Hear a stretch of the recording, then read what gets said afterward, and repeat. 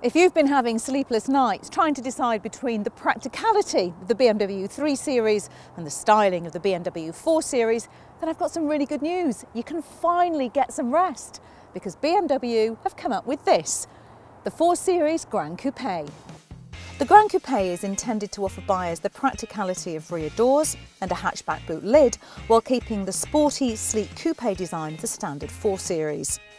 As a result, the difference between the Gran Coupe and the BMW 3 Series may not be quite as dramatic as some people might like, but the car does look sportier in the metal thanks to its wider stance and sloping roofline. Once inside the car, the differences between the Gran Coupe and the BMW 4 Series, or the 3 Series for that matter, are few and far between, and that's a good thing when you consider the quality of the interior on those two cars.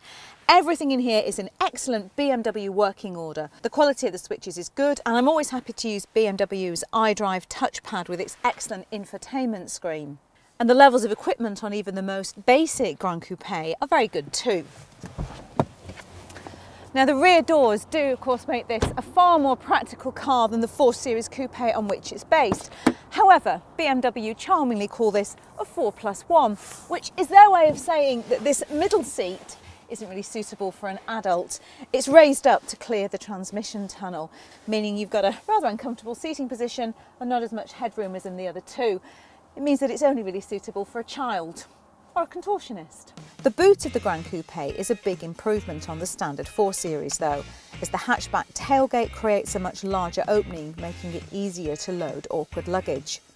The actual volume inside is exactly the same as the boot of the BMW 3 Series and the Audi A5 Sportback with the seats up, and folding them down creates 1,300 litres of space, which easily trumps the Audi.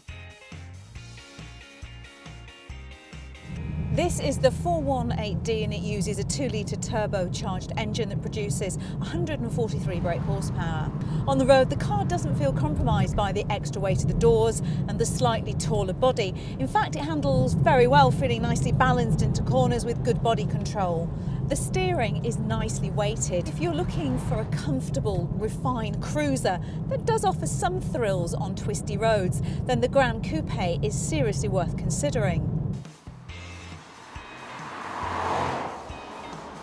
The 418D is the most economical of all the engines in the Gran Coupe range, returning 61.4 miles to the gallon and CO2 emissions of 119 grams per kilometre for an annual tax bill of £30.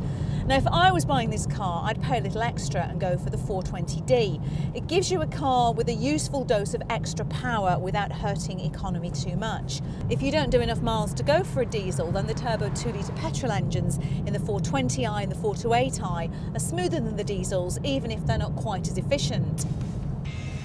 Now, as with most new BMWs, the 4 Series Gran Coupe can be ordered with 4-wheel drive. It gives you even more grip and some peace of mind in those grim weather conditions of winter. It's worth bearing in mind though that it adds around £1,700 to the price tag and makes the car slightly more expensive to run too. And that brings us to the 4 Series Gran Coupe's downside, the price. It might be similar to the 3 Series in that they're both mid-sized 4-doors, but you'll pay several £1,000s more than you would for a 3 Series. Although I should point out that you do get more kit as standard. But even though there's plenty to like about it, I'm not really convinced that it is worth the extra money. Now, whether you go for the cheaper 3 Series, the sportier but less practical 4 Series, or this Gran Coupe really depends on where your priorities lie. And you could have a hard time choosing because they're all extremely appealing choices. The BMW 4 Series Gran Coupe's biggest rival is the Audi A5 Sportback, and you can watch our video review of that car here. You can also get Matt's verdict on the BMW 3 Series by clicking here.